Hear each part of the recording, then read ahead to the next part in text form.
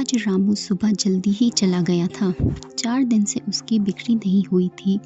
आज उसको जाकर पैसे कमाने ही थे। अपने परिवार का पेट भरने के लिए खाना लाना ही था। वो सुबह जल्दी जल्दी उठकर अपना सब्जी का ठेला लेकर चल पड़ा।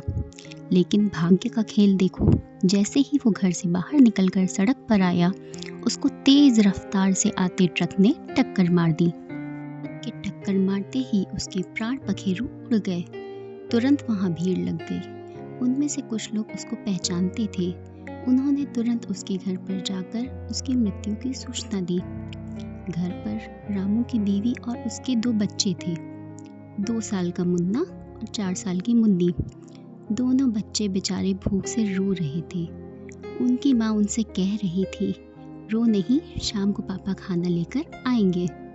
जिसने भी ये मार्मिक दृश्य देखा, उसका दिल पसीज गया।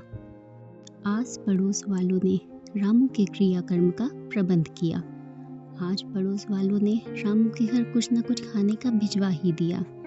आज रामू की बीवी और उसके बच्चों ने पेट भर के खाना खाया और उसके बच्चे तो बहुत खुश थे, क्योंकि उन लोगों ने इतने दिनों बाद पेट भर के खाना खाया था।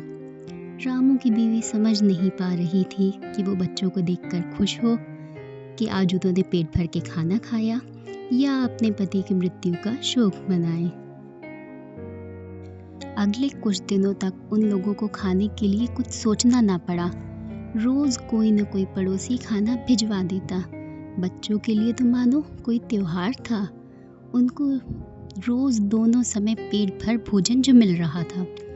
कुछ दिनों बाद धीरे धीरे लोगों ने भोजन भेजना बंद कर दिया। रामू की पत्नी ने इधर उधर काम ढूंढने की बहुत कोशिश की, लेकिन उसको कहीं काम ना मिला। फिर बच्चे भूख से बिलबिलाने लगे।